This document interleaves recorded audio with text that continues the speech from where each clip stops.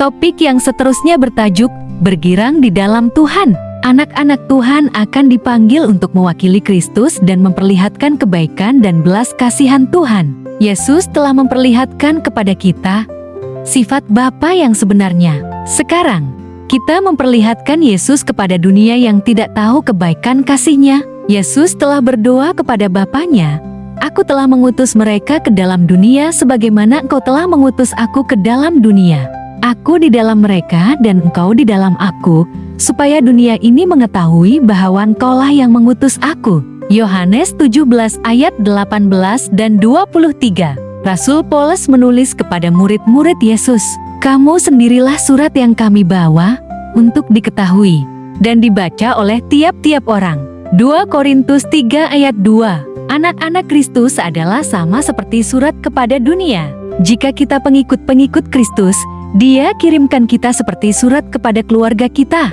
Dia mengirim kita ke kampung dan di tempat di mana kita tinggal. Yesus yang tinggal di dalam kita berhasrat untuk bercakap kepada hati mereka yang tidak mengetahui tentang Dia. Mungkin mereka tidak membaca Alkitab atau mendengar suara yang berbicara kepada mereka di sekelilingnya. Mereka tidak melihat kasih Tuhan melalui pekerjaannya. Jika kita benar-benar mewakili Yesus, orang lain boleh dipimpin untuk melihat Dia melalui diri kita. Mereka juga boleh mengerti sesuatu mengenai kebaikannya dan memperoleh kasih serta melayani Dia. Orang Kristen adalah pembawa terang sepanjang jalan ke surga. Mereka harus memberikan kepada dunia apa yang mereka terima daripada Kristus. Kehidupan dan tabiat mereka akan menunjukkan kepada orang lain tentang Yesus dan bagaimana melayani Dia sebaiknya. Apabila kita mewakili Kristus, kita memperlihatkan kepada orang lain bahwa bekerja bagi Dia adalah menggembirakan. Orang-orang Kristen tahu bahwa perkara tersebut benar. Orang-orang Kristen yang bersungut dan tidak gembira memberikan idea yang salah mengenai Tuhan dan kehidupan Kristen. Mereka menjadikan orang lain berpikir bahwa Tuhan tidak senang anak-anaknya gembira. Tetapi sebenarnya mereka menyatakan sesuatu yang tidak benar mengenai Bapa di surga. Setan tentu gembira apabila dia dapat mengarahkan anak-anak Tuhan kepada kebimbangan dan ketidakbahagiaan. Dia senang sekali melihat kita tidak percaya akan Tuhan serta meragukan kerelaannya untuk menyelamatkan kita. Setan senang jika kita merasakan bahwa Tuhan memimpin kita kepada kecelakaan. Musuh itu mau agar kita merasakan bahwa Tuhan tidak mempunyai simpati kepada kita. Tetapi setan tidak bercakap benar. Dia ingin memenuhi pikiran kita dengan ide yang palsu tentang Tuhan. Dia coba memperdayakan kita agar berpikir tentang idea-idea yang palsu sebagai ganti kebaikan Tuhan. Dia tidak mau kita menghormati Tuhan dengan menurut dia. Setan coba menjadikan kehidupan Kristen dalam keadaan yang gelap dan duka cita. Dia mau agar kehidupan ini kelihatan sukar dan tidak menyenangkan, dan orang Kristen akan berkata bahwa melayani Tuhan adalah susah. Kemudian dia bersetuju dengan dusta si jahat itu. Ramai orang berjalan pada lorong kehidupan, berpikir dan bercerita tentang kesalahan mereka. Mereka bercerita bagaimana mereka gagal dan hati mereka penuh dengan duka. Seorang wanita yang melakukan seperti ini menulis surat kepadaku ketika aku berada di Eropa. Dia sungguh tidak gembira dan meminta supaya aku memberikan kata-kata harapan. Pada malam sesudah aku membaca suratnya, aku bermimpi berada dalam sebuah taman. Orang yang memiliki taman tersebut menemani aku di sepanjang lorong dalam taman tersebut.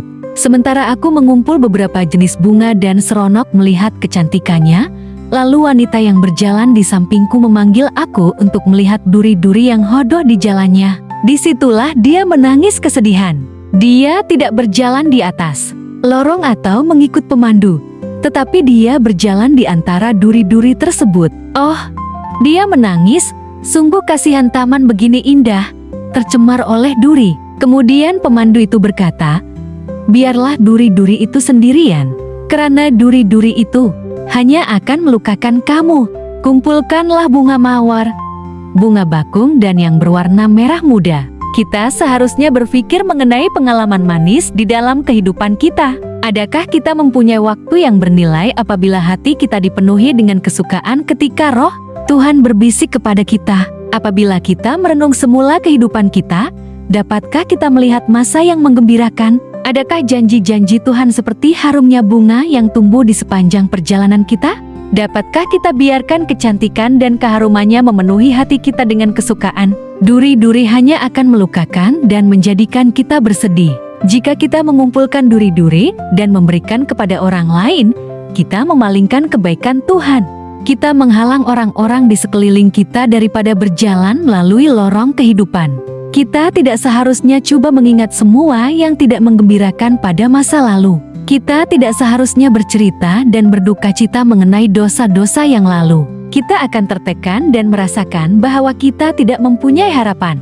Akhirnya, kita hanya dapat melihat kegelapan. Kita menutup cahaya Tuhan dari diri kita dan menghalang perjalanan orang lain. Kita bersyukur kepada Tuhan karena gambaran yang jelas Dia berikan kepada kita. Marilah kita bawa bersama janji-janji Tuhan yang indah itu supaya kita sentiasa dapat melihatnya. Anak Tuhan meninggalkan takhta Bapanya dan menggantikan ketuhanannya dalam bentuk manusia biasa.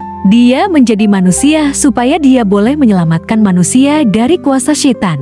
Dia memenangi peperangan dari kuasa kegelapan untuk kita dan membuka surga untuk memperlihatkan kemuliaannya. Marilah kita mempelajari bagaimana orang diangkat dari lubuk dosa. Marilah kita mempelajari bagaimana mereka dibawa dekat semula kepada Tuhan. Bayangkan dalam pikiran Anda bagaimana kita, melalui kepercayaan kepada penebus, mendapat jubah kebenarannya. Kita diangkat oleh kepercayaan ke atas tahtanya. Perkara-perkara tersebutlah yang Tuhan mahu kita pikirkan. Kita tidak menghormati Tuhan dan menyedihkan Roh Kudus-Nya apabila kita meragukan kasih dan janji-janjinya. Bagaimana perasaan seorang ibu jika anaknya sentiasa melawan dia? Apakah pikirannya jika mereka berkelakuan seolah-olah dia tidak baik kepada mereka? Seluruh pekerjaan hidupnya bertujuan untuk membawa keselesaan kepada mereka. Akan terluka hatinya jika mereka meragukan kasih-Nya. Bagaimanakah perasaan orang tua yang menerima layanan demikian daripada anak-anaknya? Apa pula Bapa di surga pikirkan tentang kita jika kita tidak yakin dengan kasih-Nya? Kasih ini mengarahkan Dia untuk memberikan anaknya semata-mata supaya kita mendapat kehidupan. Rasul menulis, diserahkannya Dia untuk kita semua, masakan tiada Dia berikan juga kepada kita segala sesuatu? Roma 8 ayat 32.